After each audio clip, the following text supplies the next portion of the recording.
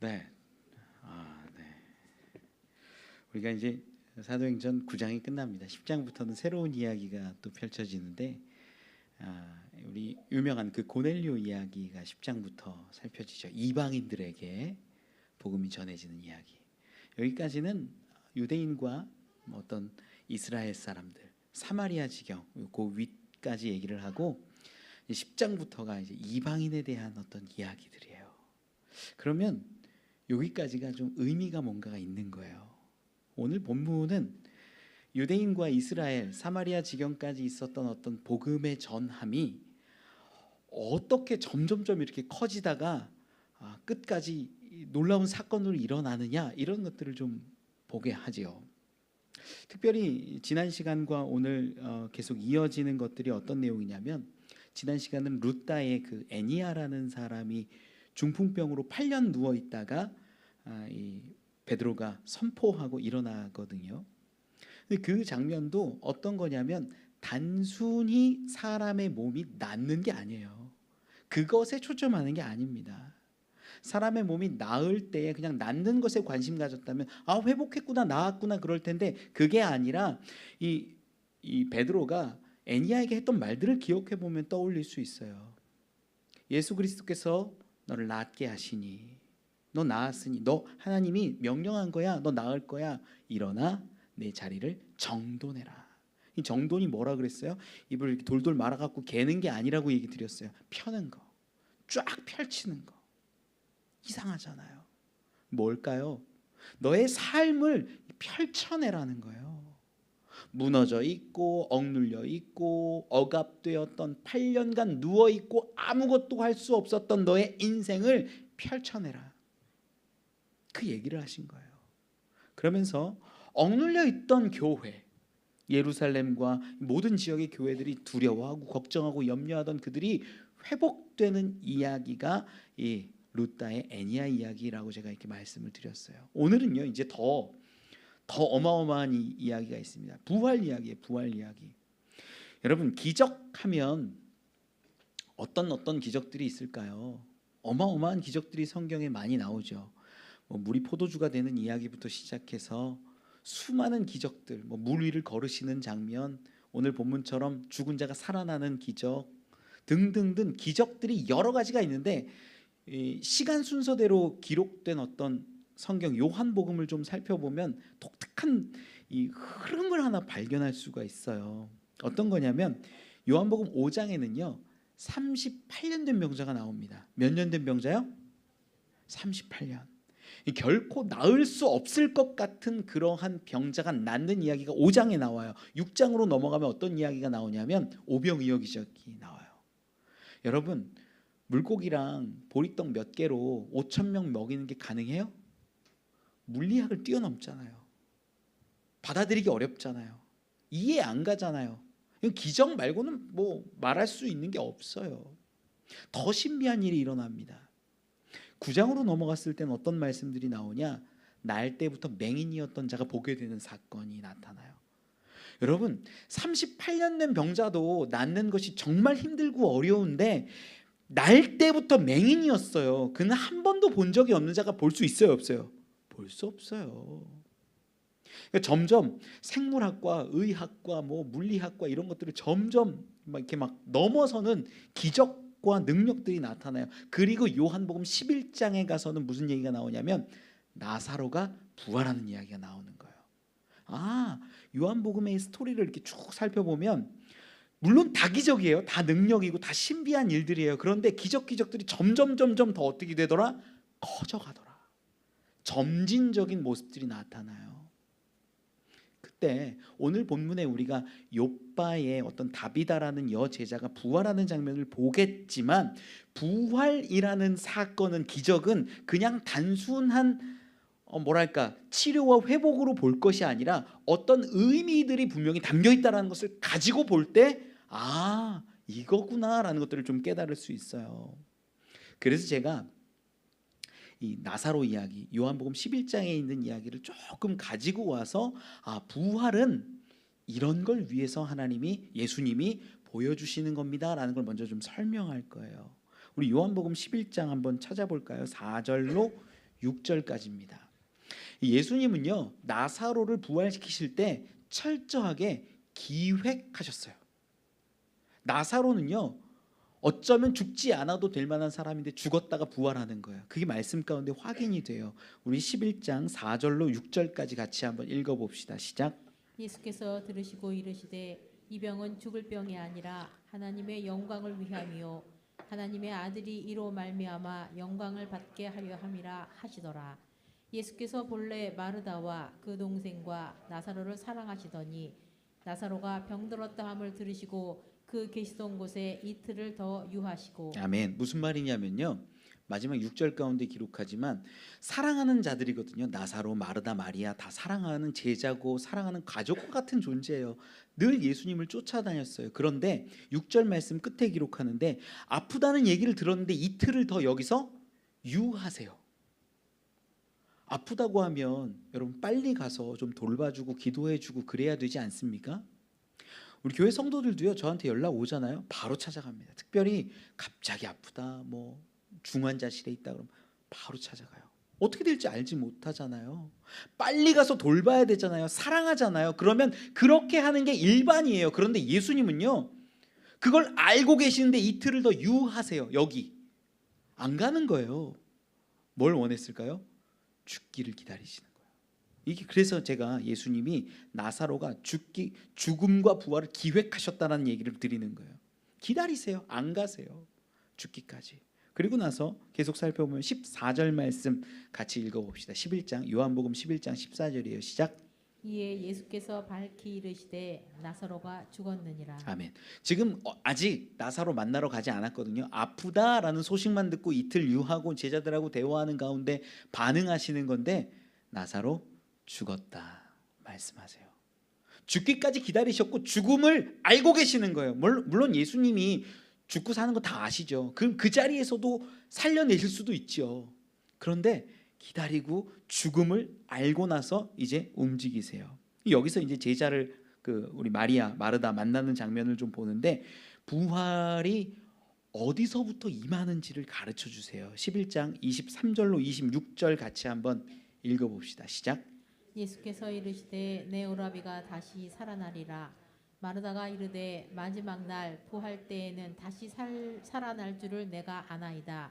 예수께서 이르시되 나는 부활이요 생명이니 나를 믿는 자는 죽어도 살겠고 무릇 살아서 나를 믿는 자는 영원히 죽지 아니하리니 이것을 내가 믿느냐. 아멘. 굉장히 중요한 표현인데 어떤 거냐면요.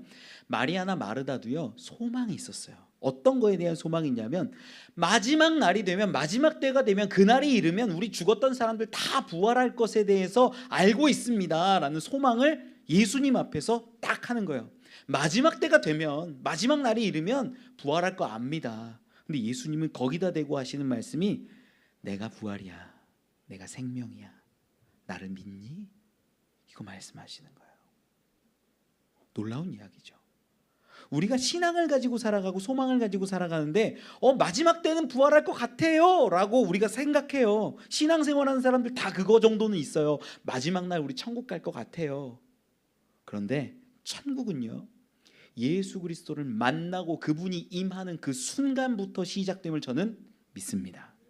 예수 그리스도 야 나를 믿니? 얘기하시는 거예요. 놀라운 이야기죠. 그러면 이 나사로가 이제 부활을 명령하시고 이제 부활 실제로 하거든요. 성경을 좀 보면 11장 요한복음 11장 42절 43절입니다. 이제 예수님이 부활을 목적하시는 이유 왜 부활 사건을 보여주시는지에 대해서도 기록을 해요. 42절 3절 읽어보죠. 시작. 항상 내 말을 들으시는 줄을 내가 알았나이다. 그러나 이 말씀 하옵는 것은 둘러서 무리를 위함이니 곧 아버지께서 나를 보내신 것을 그들로 믿게 하려 함이니이다. 이 말씀을 하시고 큰 소리로 나사로야 나오라 하시니. 아멘. 물러선 이들 여기 있는 사람들을 위해서 이 일들 벌이신다는 거예요. 이 사람들이 나를 믿게 하고 이 사람들이 나를 알게 하고 이 사람들이 나를 좀 보게 하려고 이 부활 사건을 기획하셨다는 것이 나오는 거예요. 이들이 나를 좀 믿었으면 좋겠는데 이 사건을 통해서 부활 사건을 통해서 나를 좀 믿게 되기를 원합니다. 아버지 아시지요? 이렇게 기도한 다음에 나사로야 나와라 선포한 거예요. 실제로 어떤 일이 있었는지 제사장과 서기관들의 시선을 통해서 살펴보면 47절 8절입니다. 같이 읽어봅시다. 시작.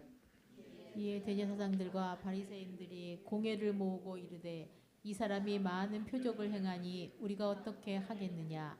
만일 그를 이대로 두면 모든 사람이 그를 믿을 것이요 그리고 로마인들이 와서 우리 땅과 민족을 빼앗아 가리라 하니. 아멘.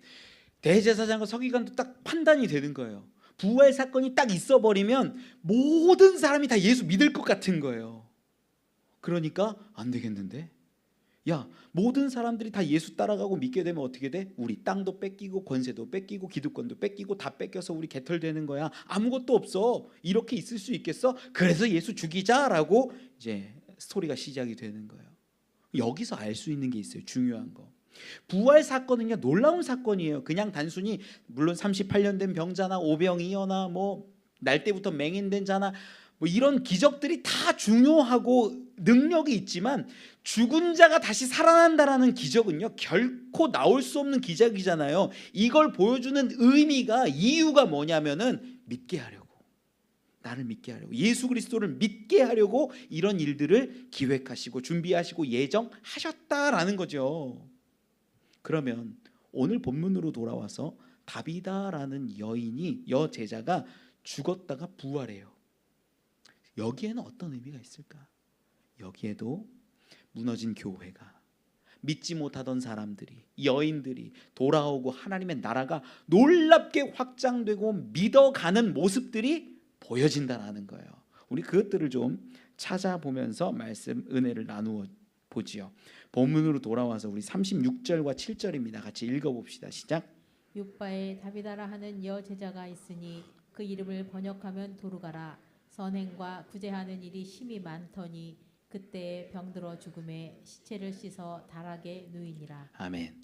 부활 사건은요 먼저 제가 정리를 해드리고 갈게요. 나사로의 부활 사건을 통해서 우리가 뭘 얘기하고 싶으냐면 부활이라는 사건은, 기적은, 능력은 있다. 분명히 있다. 이걸 보여주는 거고, 두 번째가 부활이라는 건 예수 그리스도에게 있다라는 걸 보여주는 거예요. 어떤 때가 돼서 되는 게 아니라 예수 그리스도에게 있다. 그리고 세 번째가 뭘까요?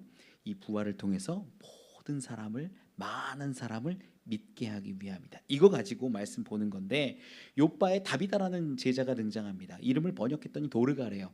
다비다와 도르가가 의미는 같아요. 어떤 거냐면 영양, 가젤이래요. 가젤. 저도 잘 몰랐어요. 가젤, 영양, 사슴같이 좀 맑은 모습이었길 바라는 부모의 마음이지 않을까라고 여기는데, 굳이 그러면 왜 이름을 다비다라는 이름을 분명히 쓰고 도르가라고 번역까지 해놨을까? 이유가 여러 가지가 있겠지만 사도행전 자체가 헬라인들을 위한 성경입니다. 그래서 헬라적인 문화나 이런 것들이 많이 기록되어 있고 표현도 되어 있어요. 그런데 다비다, 도르가 이렇게 기록한 것은 분명하게 뭘 얘기하고 싶냐면 진짜 있었던 사건이야 라는 걸 얘기하고 싶은 거예요. 욥바 지역에 가면 너희가 정말로 다비다 같은 여인 이름 대면 아마 들을 거야. 혹시 몰라 도르가라고 부르면 알게 될 거야. 그 사람들에 대해서 물어봐, 확인해봐. 충분한 거예요. 이런 여인이 정말 있었냐? 네, 있었습니다. 그 지역 사람들은 알게 되는 거예요. 그러니까 본명을 기록하고 정확히 기록하는 거예요. 이게 사실이라는 얘기를 하고 싶은 겁니다. 여기 들을 때 우리가 느낌이 다르죠. 아, 진짜 있었구나. 옛날에 누가 어떤 사람이, 그게 아니라 욥바에 도르가, 다비다가 있었어. 분명한 진실적인 모습이에요. 그런데 그녀가 어떻게 살았는지에 대해서 성경이 기록하냐면 36절에 선행과 구제하는 일이 심히 많더니라고 기록합니다. 착하게 살았다라는 거예요. 선행과 구제를 했다라는 거예요. 우리가 뒷부분에서 봤지만 과부들이 베드로 만났을 때 어떻게 하냐면 속옷과 겉옷을 내어 보이면서 이거 다 도르가가 해줬어요. 이거 다 다비다가 해준 거예요. 어떡하죠? 다비다 좀 어떻게 해주시면 안 돼요? 살려주시면 안 돼요? 이렇게 간구하는 모습처럼 보여요. 그러니 다비다가 얼마나 선행과 구제를 많이 했는지 우리가 알 수 있어요. 그런데 여러분, 이 표현이요 심이 많았다라고 이야기를 하는데 36절에 심이 많더니라고 기록하는데 이 심이라는 단어가 플레레스라는 헬라어를 쓰는데 이게 어떤 거냐면 죽을 때가 됐으니까 야, 내 재산의 절반은 요 사람들 주고 내 재산의 마지막은 요거 나눠주고 뭐 어디에 기부하고 요랬다라는 의미가 아니에요. 플레레스라는 단어가 계속해서 쌓아왔다라는 것을 의미해요. 무슨 얘기냐? 이 다비다라는 여인이 늘 섬기고 늘 구제하고 늘 사랑하고 늘 선행을 베풀었다라는 것을 이야기하는 거예요. 자, 다비다 여러분들께 여쭐게요. 착해요, 안 착해요? 이게 어려워요? 어렵지 않죠? 다비다가 착해요, 안 착해요? 착해요. 착해요. 그런데 우리는 여기서 다비다가 착하다라는 말씀으로 이어지면 안 돼요. 왜 그러냐? 자, 36절 맨 앞에 기록된 표현이 뭐냐면 요바의 다비다라는 여제자가 있으니, 헬라어 성경으로 보면 맨 앞에 여제자가 들어와요. 원래 이쪽 계열의 언어가 앞에 나오는 단어가 좀 더 중요해요. 뭔지 느낌이 오세요? 여제자라는 거예요. 이 자는, 이 다비다라는 자가 여제자라는 거예요. 예수를 믿고 예수를 따르는 사람이라는 것을 얘기하고 싶은 거예요. 그랬더니 예수를 따르는 제자의 삶이 어떠하더라? 심히 선행이 많고 구제가 있는 자더라라는 걸 얘기하는 거예요. 많은 사람들이 오해합니다. 착하게 사는 게 좋아요, 안 좋아요? 좋아요. 그런데 그리스도인들은요, 착한 것이 아니에요. 진짜 그리스도인은 먼저 하나님 앞에 제자된 모습으로 살아가는 것이 옳다라는 거예요. 그 제자된 모습 중에 하나가 착한 거예요. 정확히 아셔야 돼요. 우리가 많은 사람들이, 세상 사람들이 오해하는 것 중에 하나가 뭐냐면, 야, 신앙생활하고 종교생활하면 마음이 좀 착해져가지고 선한 일들 하고 그렇게 살다 보면 선하게 보는 신이 우리에게 뭐 감동을 줘가지고 우리를 천국 가게 한다든지 극락 가게 한다든지 이런 생각을 많이 해요. 그게 세상의 종교관이에요. 맞잖아요. 심지어 교회 안에도 그런 생각들을 하시는 분들 있잖아요. 착하게 살아야지 교회 다니니까, 그래야지 구원받지. 여러분, 이건 논리적으로 성경이 말하고자 하는 게 아니에요. 절대 아니에요. 그걸 말하고 싶은 게 아닙니다. 정말 성경이 말하고 싶은 건요, 우리를 구원해냈고 우리를 택했으니 그러면 너희가 하나님의 뜻대로 하나님의 영광을 드러내며 하나님이 원하시는 길을 따라 살아가라. 그걸 말하고 싶은 거예요. 제자가 그런 거예요. 그래서 야고보서 1장 27절에는요 제자된 삶을요 경건으로 표현을 합니다. 우리 1장 27절 야고보서 같이 한번 읽어볼까요? 시작. 하나님 아버지 앞에서 정결하고 더러움이 없는 경건은 곧 고아와 과부를 글 환난 중에 돌보고 또 자기를 지켜 세속에 물들지 아니하는 그것이니라. 아멘. 하나님의 자녀된 자들, 하나님의 백성된 자들은요 경건해야 되는데, 그 경건이 어떻게 나오냐면 고아나 과부나 이런 사람들을 돌보고 사랑하는 것으로 나오더라. 그래서 정확히 여러분 가운데 기준을 잡으셔야 되는데, 우리가 교회 다니고 신앙생활하는 건 착하라고? 아니요, 그거 절대 아니에요. 경건하라고요. 제자 되라고요. 하나님의 뜻을 따라 살아가는 자가 되라고 이 말씀이 있는 거예요. 그 것 중에 하나가 거짓말하지 않고 사람들 속이지 않고 미워하지 않고 사랑하고 섬겨주고 선행을 베풀고 구제하라는 표현이 있는 것일 뿐이지, 우리는 구제가 목적이 아니에요. 구제와 선행은요 도구일 뿐이에요. 우리는 하나님의 본질, 본성, 하나님의 모습, 그걸 따라가며 살아가게끔 창조된 자들이지요. 우리가 이런 부분들을 좀 구별해 낼 수 있어야 다른 사람들이, 야, 교회 다니는 사람들이 야, 착하지도 않고 뭐 하는 거야? 손가락질 딱 하면 딱 얘기해 주세요. 나 안 착해. 그런데 착하려고 애써. 내가 하나님 닮아가기 때문에 지금 착하려고 애써. 안 착한 거 나도 알아. 근데 조금씩 나아가고 있어. 그게 맞는 거예요. 착할 필요 없어요. 착하세요. 오해하시면 안 됩니다. 착하세요. 근데 이게 착한 게 목적이 아니라 착한 건 그냥 수단이고 도구일 뿐이라는 거예요. 우리의 모습이, 우리의 존재가 더 중요해요. 자, 그러면 여기서 오늘 본문 36절과 7절을 읽었는데, 그런 다비다가 죽었어요. 37절에 기록하죠. 그때 병들어 죽음의 시체를 씻어 다락에 누이니라. 자, 죽었는데 이 시체를 씻었다 그러죠. 이 씻는 게 어떤 거냐면, 본문 말씀에 있는 헬라어는 루오라는 단어를 써요. 이게 목욕이에요, 목욕. 그러면 뭐 했다라는 걸 알 수 있어요. 우리가 시체 어떻게 한 거예요? 손발을 이렇게 묻은 거 닦아준 것 같아요? 아니라는 거예요. 장례 절차를 시작했다라는 거예요. 염습하는 거죠, 염습. 씻는 뭐 입에 구멍이나 막 물 같은 거 나오고 그러잖아요. 어쩔 수 없죠. 사람이 죽으면 그 일들을 닦았다라는 거예요. 이미 장례 절차가 시작된 거예요. 유대인들의 장례 절차는요, 기본적으로 죽으면 그날 다 끝납니다. 예수님도 죽으신 그날 장례를 하잖아요. 그러니까 죽으면 그때 장례를 바로 해봐요. 우리는 뭐 3일장이니 5일장이니 하는데 그쪽은요 더워요. 그래서 기본적으로 여러 가지 향품 같은 것들을 몸에다가 넣어가지고 세마포 같은 것들을 쭉 쌓은 다음에 매장합니다. 그게 기본적인 그 장례고, 조금 유력하거나 힘이 있는 사람들은 굴을 파거나 뭐 인위적인 동굴이니 자연 동굴이니 그런 데다가 넣어서 막아요. 동물들이 이렇게 근접하지 못하게. 좀 힘 있는 사람들이 그렇게 해요. 그런데 대부분은 매장을 해요. 빨리 썩기 때문에. 장례 절차가 시작됐다라는 걸 알게 되는 거예요. 지금 염습한 거예요. 깨끗이 씻겨가지고 이렇게 돌본 거예요. 그런데 그 시체를 어디에 갖다 놨대요? 다락에. 왜 다락에 갖다 놨을까요?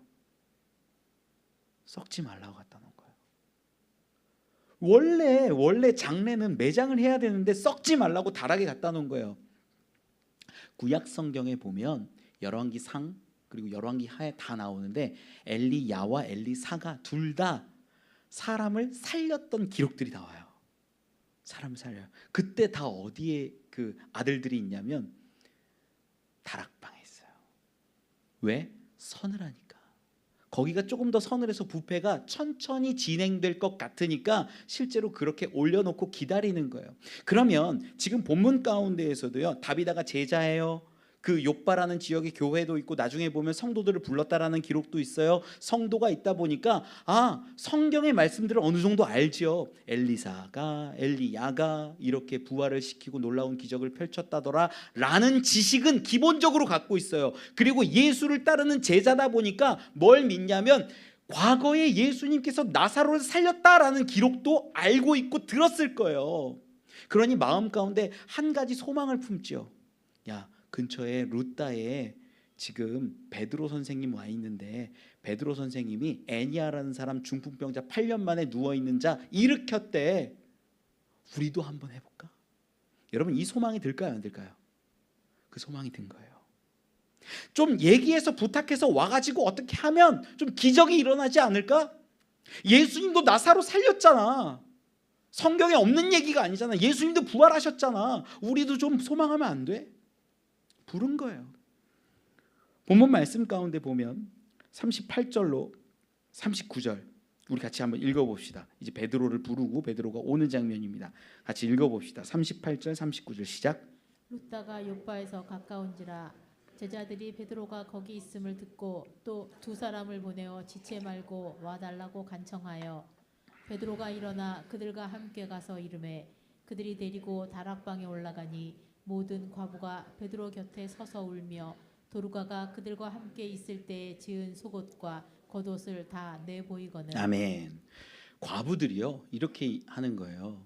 베드로 선생님을 보면서 막 울면서 막 간청했겠죠. 뭐 살려달라고 뭐 죽었는데도 불구하고 뭐 살려달라, 뭐 다시 뭐 어떻게 해달라, 회복시켜달라 그러면서 막 눈물 펑펑 흘리면서 옷을 보여줘요. 속옷이라고 표현된 거는 우리 한국에서 말하는 그런 속옷이 아니에요. 그 당시에 일상복이 속옷이고 겉옷이 어떤 거냐면 외투 같은 거예요.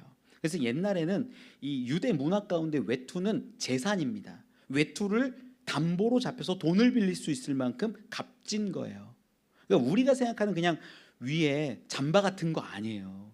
굉장히 나름 그들에게는 재산처럼 여겨지는 것들을 보여주는 거예요. 일상복들, 속옷도 보여줘가지고 다비다가 이렇게 살려주고 우리를 이렇게 도와주고 우리를 이렇게 섬겨줬었는데 그가 지금 죽었다라고 막 울고 있는 거예요. 이 여인들의 어떤 소망이 보이세요? 부활시켜달라는 소망이 보이세요? 좀 낫게 해달라는 간절함이 보이세요? 실제 그랬다는 거예요. 이 여인들이. 그러면 우리가 좀 다시 한번 정리를 하고 갑시다. 속옷을 보여주고 겉옷을 보여줘서 이 다비다의 구제와 선행을 보여주는데 이 구제와 선행이라는 것 자체가 우리 다시 한번 여쭐게요. 이 여인이 착해서 그런 거예요? 경건해서 그런 거예요? 경건해서 그런 거예요. 여제자라는 단어와 지금도 연결되어 있는 거예요. 그녀의 삶이 어떤 삶이었냐? 그냥 단순히 착한 것을 목적으로 하는 게 아니라 경건을 마음 가운데 품고 늘 심히 열심히 충만하게 베풀고 사랑하는 삶이었다라는 것을 보여주는 거예요. 우리가 이 말씀들을 보면서 확인할 수 있는 거죠. 여러분, 우리 신앙생활하는 것도요, 착하려고 하는 거 아니에요. 착해져서 천국 가려고 하는 것도 아니에요. 우리는 왜 신앙생활합니까? 하나님의 영광과 하나님의 뜻과 하나님의 공의를 이루어 가려고 하는 거예요. 그래서 하나님이 사람을 택하시고 부르셔서 내 백성, 내 자녀 되게 하시는 거예요. 우리 수요일 날마다 지금 아브라함 이야기 창세기를 보고 있거든요. 창세기 18장 18절과 19절에 보면 이 소돔과 고모라를 멸망시키기 바로 직전에 아브라함하고 하는 대화가 나와요. 소돔과 고모라는 너무나 악이 가득하고 죄악이 충만한 그런 곳이었는데 아브라함에게 하나님이 기대하시는 고백이 창세기 18장 18절 19절에 나온다라는 거예요. 우리 이 부분 같이 한번 읽어봅시다. 시작. 아브라함은 강대한 나라가 되고 천하 만민은 그로 말미암아 복을 받게 될 것이 아니냐. 내가 그로 그 자식과 권속에게 명하여 여호와의 도를 지켜 의와 공도를 행하게 하려고 그를 택하였나니 이는 나 여호와가 아브라함에게 대하여 말한 일을 이루려 함이니라. 아멘. 내가 너 택했어. 내가 너를 백성으로 삼았어. 너를 나라와 민족의 첫 번째로 삼았고 내가 너를 끝까지 이루어낼 거야 라고 창세기 15장 17절 가운데서 그 쪼갠 사이로 지나가시는 장면이 나오고 그것을 이루어 가셔요. 야, 내가 너를 무조건 나라와 민족이 되게 할 거야. 너는 복이 될 거야. 그리고 나서 소돔과 고모라는 멸망 가운데로 가지만 너는 이제 여호와 하나님의 공의와 도를 정의를 지키면서 살아가라고 이야기하시는 거예요. 여러분, 여기서 정확히 알게 돼요. 어떤 거냐면 우리가 구원받으려고 하나님의 율법을 지키고 뭐 일을 하고 이렇게 살아가요? 아니에요. 이미 여러분들을 예수 그리스도의 보혈로 구원해 내셨습니다. 그리고 구원해 내신 자들을 하나님의 공도와 공의를 이루게끔 살아가게 하시는 거예요. 순서가 잘못됐어요. 많은 사람들이 오해해요. 교회 오면서도 구원의 확신도 없고 불편하고 뭐 이상하고 내가 왜 하는지 안 하는지, 교회 열심히 안 다니면 괜히 구원이 취소될 것 같고 별의별 생각들을 다 해요. 아니에요. 구원은 하나님께서 주시는 온전한 선물이고요, 우리 가운데 임한 축복입니다. 예수 그리스도로서 완벽하게 성취된 거예요. 그러면 우리를 부르신 이유가 뭐냐? 하나님의 나라, 하나님의 공도와 의를 이루어가기 위해서 힘과 능력을 주시는 거예요. 이러한 모습이 다비다였다. 선행과 구제로 경건으로 드러났더라. 우리가 이걸 보는 거예요. 다비다에 대해서 정리를 하고 넘어가야 우리가 알게 되죠. 다비다의 삶이 여제자로서 불릴 만큼의 정말 모습인가? 그냥 교회 열심히 다녔다고 제자가 아니에요. 교회 열심히 다녔다고 헌금 좀 했다고 제자가 아니에요. 하나님의 영광을 위해서 공의를 드러내려고 애쓰고 노력하는 자가 진짜 제자와 경건의 모습을 가지고 있는 거예요. 이걸 좀 바라볼 수 있었으면 좋겠어요.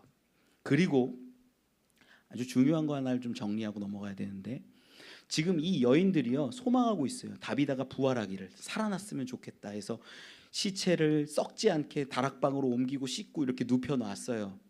그러면 하나님이 이 사람들의 열정적인 소망과 열심과 노력 때문에 이 다비다를 부활시켜 주신 걸까요? 그건 아니라는 거예요. 절대 아니에요. 소망이 하나님의 일하심의 근거가 되지 않아요. 소망은 가질 수 있죠. 오늘 본문 가운데는 소망이 있었는데 하나님의 뜻이 같이 이루어진 것일 뿐이고, 사람들이 소망하지 않아도 하나님은 일을 하시고 부활과 능력과 기적을 펼치실 때가 분명히 있더라. 우리 나사로 요한복음 11장 봤지만 우리 23절 24절에 이렇게 기록을 합니다. 요한복음 11장 23절 24절 같이 읽어봅시다. 시작. 예수께서 이르시되 내 오라비가 다시 살아나리라. 마르다가 이르되 마지막 날 부활 때에는 다시 살아날 줄을 내가 아나이다. 아멘. 무슨 말이냐면 마르다는요, 부활요? 마지막 때 가면 살아날 거 압니다. 근데 지금 죽었잖아요. 지금 나사로가 부활할 걸 소망해요, 안 해요? 안 하고 있는 거예요. 정확히 말하면 마지막 때는 부활할 거 알아요. 나도 알아요. 그런데 아니잖아요. 지금은. 이거 얘기하고 있는 거예요. 마리아는 어떤지 볼까요? 32절 말씀 같이 읽어봅시다. 시작. 마리아가 예수 계신 곳에 가서 배웁고 그 발 앞에 엎드려 이르되 주께서 여기 계셨더라면 내 오라버니가 죽지 아니하였겠나이다 하더라. 아멘. 마리아는요, 예수님이 여기 있었으면 우리 오빠 안 죽었을 건데, 예수님이 없었잖아요. 예수님이 없어서 죽었잖아요. 여러분, 마리아와 마르다의 감정선 잘 보면요, 요한복음 11장 쭉 읽어보면요, 속상해갖고 섭섭해갖고 예수님 보러 오지도 않아요. 실제 감정선이 그래요. 지금 이들이요, 나사로가 부활할 것에 대해서 소망을 하는 것처럼 보여요? 안 하는 것처럼 보여요? 안 하고 있다는 거예요. 예수님 왔으면 좀 살았을 텐데 안 와서 죽었잖아요. 화내고 있고요. 예수님 마지막 때는 살아나겠죠. 부활하겠죠. 얘기하고 있어요. 지금 이 자리에서 부활할 것에 대한 소망을 전혀 갖고 있지 않아요. 그런데 예수님은 그 자리에서 나사로야 나오너라 선포하세요. 소망한다고 이루어 주시는 게 아니라는 걸 우리는 알게 돼요. 나사로 왜 부활시키셨어요? 믿게 하려고. 수많은 사람들 믿게 하려고 부활시켜 주셨다라는 거죠. 자, 이 관점을 가지고 오늘 본문을 돌아와서 보면요, 열심히 소망하고 열심히 기도하고 열심히 노력하면 하나님이 이루어 주실까요? 아니에요. 그게 아니라 하나님의 계획과 뜻이 어디 있는지에 따라서 기적과 능력이 임하더라라는 거예요. 저는요, 목회를 얼마 안 했는데도 불구하고 안타까운 죽음들을 볼 때가 있습니다. 속상해요. 가슴 아파요. 열심히 소망했어요. 기도도 했어요. 부르짖어 봤어요. 근데 안 될 때도 있어요. 마음 무너져요. 지치고. 그런데 요한복음 11장에서 이야기하지만 25절 26절 우리 이 부분은 같이 좀 읽읍시다. 요한복음 11장 25절 26절 시작. 예수께서 이르시되 나는 부활이요 생명이니 나를 믿는 자는 죽어도 살겠고 무릇 살아서 나를 믿는 자는 영원히 죽지 아니하리니 이것을 네가 믿느냐. 아멘. 우리에게는요, 예수 그리스도가 소망이라는 것을 분명히 보여주세요.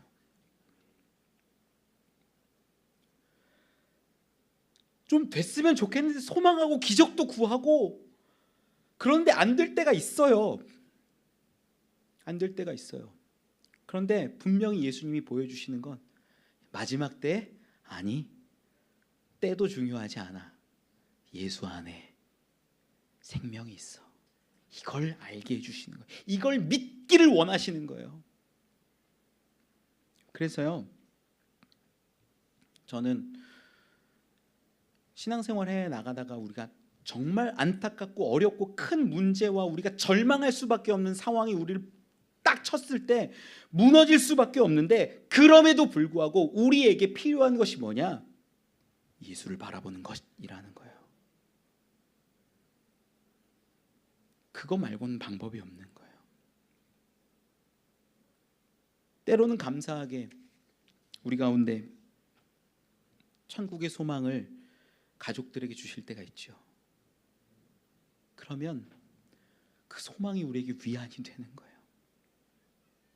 좀 됐으면 좋겠는데 안 될 때도 있어요. 이건 우리가 잘못해서가 아니에요. 소망을 더 안 하고 기도를 더 안 하고 뭔가를 더 안 해서가 아니라 하나님의 계획이 아직 그것과는 달랐기 때문이라는 걸 우리가 분명히 알아야 돼요. 여러분, 저는 여러분들이 예수 그리스도를 바라보고 소망할 수 있는 분들이 되시기를 축원합니다. 이것이 본문 40절에서 증명돼요. 본문 40절 읽어봅시다. 시작. 베드로가 사람을 다 내보내고 무릎을 꿇고 기도하고 돌이켜 시체를 향하여 이르되 다비다야 일어나라 하니 그가 눈을 떠 베드로를 보고 일어나 앉는지라. 다비다가 부활하는 장면이 40절에 기록이 되는데, 제가 왜 이 장면이 증명이라고 말씀을 드리냐면 소망한다고 이루어지냐? 아니라는 거예요. 왜 그런지 제가 이 부분을 보면 베드로가 기도하는 장면이에요. 방금은 읽었던 40절은. 그런데 자, 기도하고 뭐라고 얘기를 하냐면 다비다야 일어나라라고 선포를 하는데, 다비다야 일어나라라고 선포를 하기 전에 액션이 하나 들어가요. 움직임이 하나 있어요. 그게 뭐예요? 돌이켜예요. 성경을 자세히 보세요. 기도하고 돌이켜. 그죠? 자, 기도하고 돌이켜서 시체를 향해서 다비다야 일어나라라고 얘기했다면, 자, 시체가 있어요. 기도하고 돌이켜 시체를 향해서 다비다야 일어나라라고 했다면 기도할 때는 시체를 본 거예요? 시체를 등진 거예요? 정확히 보세요, 여러분. 시체를 등진 거예요. 저 같으면요, 저에게 기도 부탁을 하고 제가 요청받고 뭐 중환자실이든 죽어가는 사람들이든 어디든 가서 기도해 줄 때 그분 위에서 그분 바라보고 정말 부르짖고 열심히 기도합니다. 우리 다 그렇잖아요. 저뿐만이에요? 아니, 우리 다 그래요. 가족들이라면 더 그렇고요. 더 열심히 부르짖어요. 그 사람 놓고 하나님 어떻게 좀 해달라고, 하나님 좀 역사해달라고, 하나님 기적을 좀 보여달라고. 베드로가요, 그런데 다비다를 등져요. 기도할 때. 왜 그랬을까요? 다비다를 바라보고 하나님이 이 여인 어떡합니까? 저 여인 다른 과부들이 속옷 보여주고 겉옷 보여주고 저렇게 부르짖고 있는데 속상한데 안타까운데 어떻게 해야 됩니까? 그게 아니에요. 베드로의 기도는요, 어디를 바라보고 있냐면 오직 하나님을 바라보고 있었다라는 것이 본문 가운데 드러나는 표현이에요. 여인을 바라본 게 아닙니다. 다비다를 바라보고 어떡하죠? 불쌍한데 어떡하죠? 아픈데 어떡하죠? 죽었는데 어떡하죠? 살려주시면 좋겠는데 어떡하죠? 그게 아니라 하나님을 바라보고 기도하는 거예요. 뭐라고 기도했을까요? 이렇게 기도했을 것 같아요. 하나님, 저를 여기 왜 보내셨습니까? 하나님, 이 여인이 여기 이렇게 누워있는데 하나님께서 이 여인을 향한, 이 욥바 지역을 향한 수많은 과부들을 향한 계획이 무엇입니까? 하나님에게 초점하는 기도는 이러한 내용들이라는 거예요. 우리는 어떻게 기도해요? 하나님 좀 제발 낫게 해주세요. 하나님 기적을 베풀어 주세요. 문제에 집중하고 상황에 집중하고 아픔에 집중할 때가 훨씬 많은데, 베드로는 그게 아니라 다비다를 등지고 하나님께 집중했다라는 것을 우리는 말씀을 통해서 확인하는 거예요. 여러분, 그러면 하나님께서는 당신의 뜻과 섭리 가운데 분명한 길을 내어 주신다라는 거예요. 그게 오늘 본문에서는 뭘로 나타나냐? 부활로 나타나는 것일 뿐이에요. 여러분, 저는요 믿습니다. 우리가 기도하는 모든 것, 우리를 사랑하시는 자 안에서 다 응답받음을 믿어요. 그런데 어떤 분들은 그래요. 나는 기도해도 아무리 기도해도 응답 안 해주시던데, 나는 아무리 부르짖고 금식하고 부르짖고 이야기해도 하나님이 나에겐 응답 안 해주시던데 라고 이야기하는데, 그거는요, 죄송하지만 하나님의 계획이 거기랑은 좀 다르기 때문인지도 몰라요. 내 계획, 내 생각에 따라서만 응답하시면 응답이라고 여기고, 내 계획과 내 생각과 다르면 응답이 아니라고 여기는 우리의 우매함이 더 클 수 있다라는 거예요. 본문에는요, 정말 은혜되죠. 구했더니 주시는 게 맞아떨어지니까 너무나 은혜되죠. 그런데 나사로 살리는 거 보니까 소망도 안 했는데 하나님은 기적을, 예수 그리스도는 일으키시잖아요. 지금 베드로는요, 다비다를 바라보면서 어떻게 합니까? 어떻게 합니까? 문제에 집중하고 문제에 매몰된 게 아니라 하나님 바라보면서 하나님 어떻게 할까요? 하나님의 뜻이 어디 있습니까? 하나님이 이 여인들에게 뭐라고 얘기를 해야 됩니까? 그랬을 때 하나님이 응답을 주신 거예요. 다비다는 살아난다. 그러면 어떻게 돼요? 더 이상 뭐 특별히 할 게 있어요? 기도 안 해도 돼요.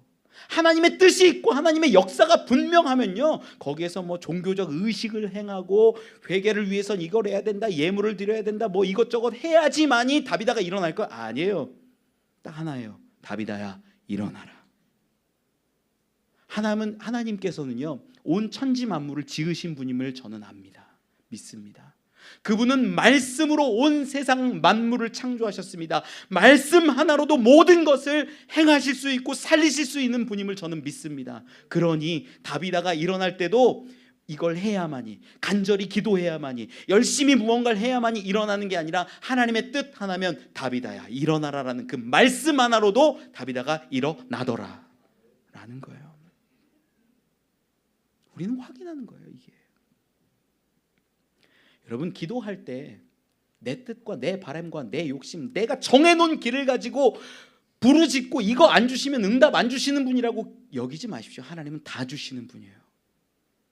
제가 저를 보니까 저도 많이 기도했는데 응답 못 받았다라고 생각하는 모든 것들이 제 정욕으로 구했고 제 욕심으로 구했고 제 바람으로 구했고 제 생각으로 구했던 것이 더 많아요. 때로는 안 주시는 게 하나님의 방법이고 계획이고 은혜예요. 때로는 다른 것을 주시고 때로는 기다리게 하시는 것이 하나님의 역사하심이라는 거죠. 여러분 룻다에 욥바에 아픈 사람이 이 딱 두 사람만 있었을까요? 아니요. 수없이 많이 있었을 거예요. 그 사람들을 고쳤다 혹은 못 고쳤다 기록 아무것도 안 해요. 그렇게 말씀 선포했을 때 다비다가 일어나 앉게 됩니다. 하나님이 이 욥바 지역 가운데 수많은 사람들에게 주시는 은혜라는 것을 우리는 확인하는 거예요. 그리고 나서 오늘 중요한 말씀 41절 42절 3절까지 같이 읽어봅시다. 시작. 베드로가 손을 내밀어 일으키고 성도들과 과부들을 불러들여 그가 살아난 것을 보이니 온 욥바 사람이 알고 많은 사람이 주를 믿더라. 베드로가 욥바에 여러 날 있어 시몬이라 하는 무두장이의 집에서 머무니라. 아멘. 베드로가 손을 내밀어서 일으킵니다. 일어나요. 다비다가 일어나요. 놀라운 일이 일어났지요. 그랬더니 했던 것이 뭐냐면 41절에 기록하는데 성도들과 과부들을 불러들여서 살아난 것을 보여줍니다. 여기에서도 헬라어 성경을 보면 두 그룹이 나와요. 성도들과 과부들 다 관사가 붙어 있어요. 두 그룹으로 분명하게 나누고 있다라는 거예요. 성도와 과부들이 있어요. 그러면 우리가 여기서 분명히 알 수 있는 게 있어요. 어떤 거냐면 성도들 가운데에 과부들이 있었을 수 있죠. 그런데 여기 있는 과부들 가운데는 성도라고 불릴 수 있는 거예요? 아닌 거예요? 아닌 거예요. 이 사람들은요 믿음이 없고 성도가 아닌 사람들을 과부들이라고 얘기를 하는 거예요.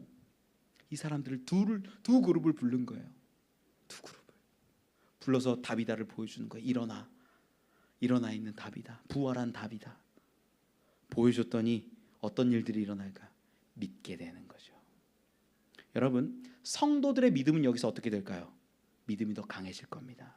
우리 주 예수 그리스도가 부활했고 우리를 살려내시고 우리를 마지막 날에 정말로 완벽하게 부활해내실 것이라는 그 기대가 더 확실해졌을 거예요. 그럼 믿지 않았던 과부들은 어땠을까요? 믿게 되는 거예요. 여러분 이 자리에 만약에 여러분들이 있었다라고 한번 생각을 해보세요. 여러분들이 과부로서 도르가라는 여인이 다비다가 나에게 늘 섬겨주고 사랑해주고 나에게 베풀어주고 먹을 것도 주고 옷도 지어줬는데 그녀가 죽었다가 정말 베드로가 하나님의 뜻 가운데 선포해서 일어난 것을 딱 보면 하나님 믿어요 안 믿어요? 믿을 수밖에 없는 거예요. 믿을 수밖에. 그리고 본문 42절에는 이렇게 기록을 합니다. 온 욥바 사람이 알고 많은 사람이 주를 믿더라. 뭘 보고 뭘 알았을까요? 왜 믿게 됐을까요? 첫 번째는 그거죠. 다비다가 부활했다. 이 소식이요 삽시간에 퍼졌을 겁니다. 놀라운 일이에요. 기적이에요. 그런데 더 중요한 건 두 번째예요. 뭘 봤을까요?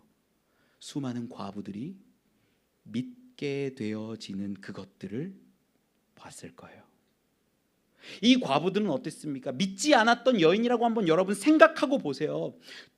다비다가요 먹을 것도 주고 옷도 지어주고 사랑해주고 섬겨주고 막 베풀어줘요. 막 하는데 이 여인들 입장에서는 그런 거예요. 아 너무 고마워요.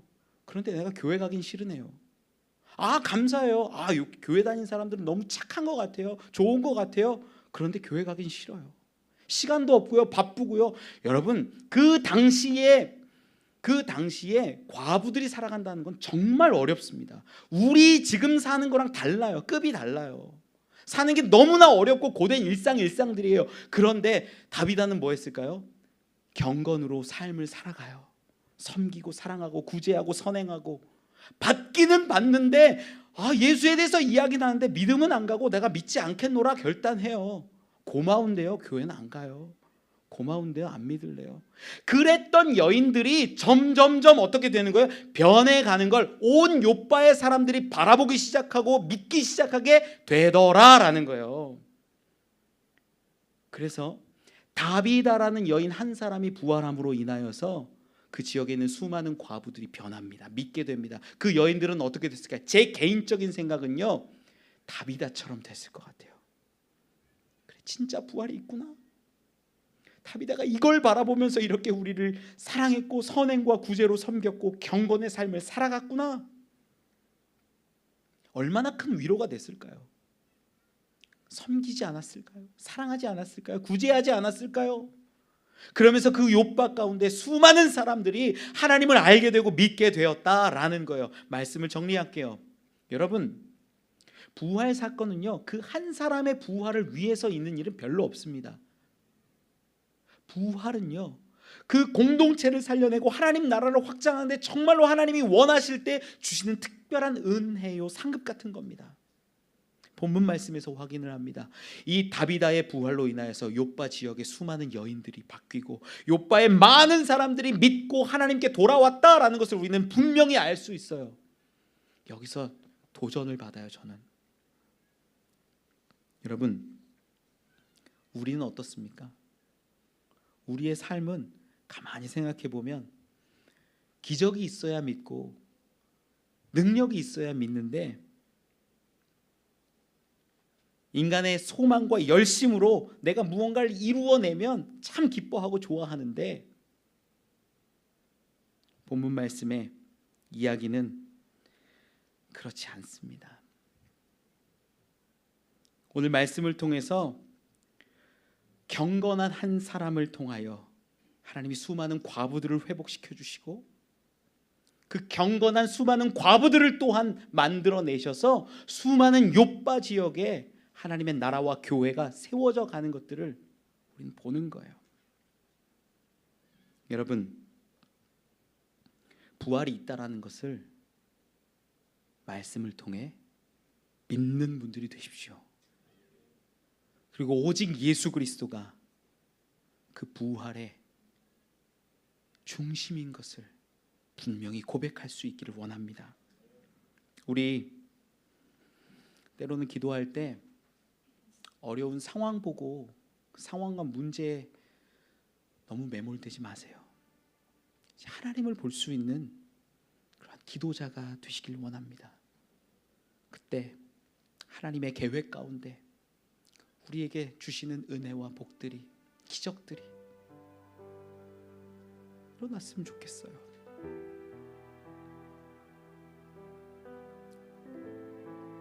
목회를 하면서